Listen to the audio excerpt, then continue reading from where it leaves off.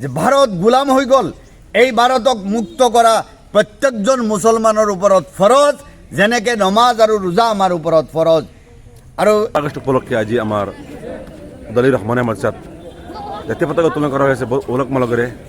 সমগ্ৰ ভাৰত তথা অসম, আমাৰ হোজাই ডিষ্ট্ৰিক্টৰ বহুত জনপ্ৰিয় এখন মাদ্ৰাছা উদালিৰ ৰহমানিয়া মাদ্ৰাছা, আৰু সেই মাদ্ৰাছাত বৰ উলহ মালহেৰে আজি জাতীয় পতাকা উত্তোলন কৰা হৈছে। আৰু লগতে বৰ মূল্যৱান ভাষণ ৰাখিছে মৌলানা কলিমুদ্দিন চাহাবে। আৰু আমি আজি প্ৰতিবেদন চাওঁ, লগতে ভিডিঅ'টো খুব বেছিকৈ শ্বেয়াৰ কৰিব, যাতে সকলোৱে দেখিবলৈ পায় যে আমাৰ উদালিৰ ৰহমানিয়া মাদ্ৰাছাটো খুব উলহ মালহেৰে জাতীয় পতাকা উত্তোলন কৰা হৈছে। 15 আগষ্ট অহাৰ লগে লগে আমি গম পাওঁ যে আমাৰ দেশৰ স্বাধীনতা দিৱস। এই ক্ষেত্ৰত সকলোৱে জানি ৰখা উচিত যে 15 আগষ্ট তাৰ তাৎপৰ্য কিঞ্চিত হ'লেও সকলোৱে হৃদয়ংগম কৰা অত্যন্ত প্ৰয়োজন। আৰু সেইকাৰণে আজি ভাল লাগিছে সমগ্ৰ দেশবাসীৰ লগতে সমগ্ৰ অসমৰ লগতে আমাৰ হোজাই জিলাৰ উদালিত অৱস্থিত উদালি ৰহমানিয়া মাদ্ৰাছাৰ ছাত্ৰসকল, শিক্ষকসকল আৰু শিক্ষাবিদসকল, আলিম উলামাসকল একত্ৰিত হৈ মাদ্ৰাছাখনৰ সন্মুখত আমাৰ গৌৰৱৰ প্ৰতীক তিৰংগাখন আজি উত্তোলন হ'ব, যিহেতুকে আজি 15 আগষ্ট। মনত ৰখা উচিত, এই মহান ভাৰতবৰ্ষখন স্বাধীন হৈছে এনেই হোৱা নাই। এই দেশ স্বাধীন হোৱাৰ পূৰ্বে আমাৰ দেশত ব্ৰিটিছে সাম্ৰাজ্য চলাইছিল, ব্ৰিটিছে দখল কৰিছিল, ব্ৰিটিছৰ দখলত আমাৰ দেশখন পৰিচালিত হৈছিল। আৰু ব্ৰিটিছে নানা নিৰ্যাতন, অকথ্য নিৰ্যাতন চলাইছিল আমাৰ দেশবাসীৰ ওপৰত। কিন্তু ভাৰতৰ মানুহ গোলাম নহয়, স্বাধীন চেতিয়া মনোভাৱৰ ভাৰতৰ মানুহে, জনসাধাৰণে ভাবিছিল যে আমি গোলামী কৰিব নোৱাৰোঁ, এই দেশ, এইখন আমাৰ মাতৃভূমি, আমি ব্ৰিটিছৰ দৰে সাম্ৰাজ্যবাদীসকলৰ কবলৰ পৰা আমাৰ দেশক মুক্ত কৰিব লাগিব। সেই দেশপ্ৰেম তেওঁলোকৰ অন্তৰত আছিল। সেইবাবেই ভাৰতৰ জনগণে, এই ভাৰতভূমিৰ সন্তানসকলে ব্ৰিটিছৰ দৰে শক্তিশালী সাম্ৰাজ্যবাদী শক্তিৰ আৰু কোম্পানীৰ বলডজাৰ আৰু কামানৰ বিৰুদ্ধে থিয় হ'বলৈও ভয় কৰা নাছিল।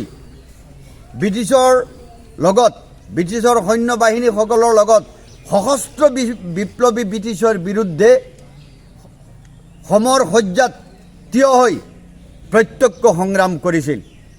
চিপাহী বিদ্ৰোহে কওক, চামলিৰ ময়দানৰ যুদ্ধই কওক, কালাপানীৰ কথাই কওক, মাল্টাৰ বন্দিত্বৰ কথাই কওক, কোনো এটা বিষয় ভয় কৰা নাছিল।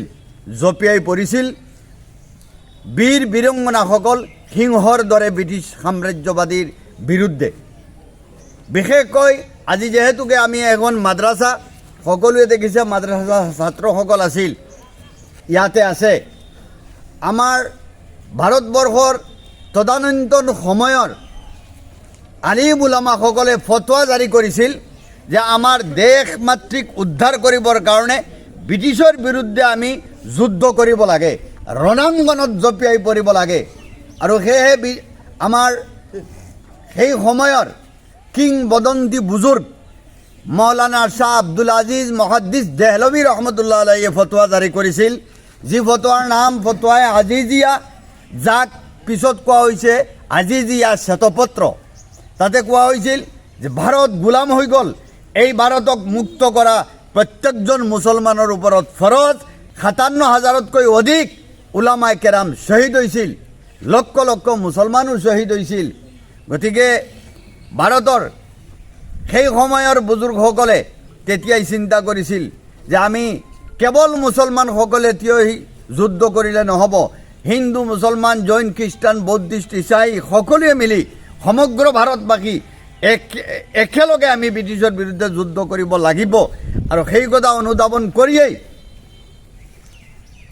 মহাত্মা গান্ধী, তেওঁৰ নাম আছিল মোহনদাস কৰমচাঁদ গান্ধী, তেখেতক জমিয়তৰ এখন মঞ্চৰ পৰা কোৱা হৈছিল, মৌলানা উবাইদুল্লাহ সিন্ধি ৰহমতুল্লাহ আলাইহি উপাধি দিছিল আৰু তেওঁক নেতৃত্ব দিছিল যে আজিৰ পৰা আপুনি ভাৰতৰ স্বাধীনতা সংগ্ৰামৰ নায়ক আৰু লিডাৰ, আপোনাৰ নেতৃত্বত আমি দেশ স্বাধীন কৰিম উপাধি দিয়া হৈছিল সেই সময়ত মোহনদাস কৰমচাঁদ গান্ধীক মহাত্মা গান্ধী আৰু সেই মহাত্মা গান্ধীৰ নেতৃত্বত সমগ্ৰ ভাৰতবৰ্ষ জুৰি ব্যাপী হিন্দু মুছলমান সকলোৱে যুদ্ধ কৰিছিল প্ৰাণ আহুতি দিছিল আৰু তেওঁলোকৰ সেই ত্যাগ আৰু বলিদানৰ বিনিময়ত আমি স্বাধীন হ'বলৈ সক্ষম হৈছোঁ স্বাধীনতা আমি লাভ কৰিছোঁ গতিকে আজি এই 15 আগষ্ট আমাৰ কাৰণে এটা উৎসৱ আমাৰ কাৰণে এটা গৌৰৱৰ দিন গতিকে আজিৰ এই সন্ধিক্ষণত তিৰংগাৰ তলত থিয় হৈ হুজাই জিলাৰ ৰহমানিয়া মাদ্ৰাছাৰ প্ৰাংগণত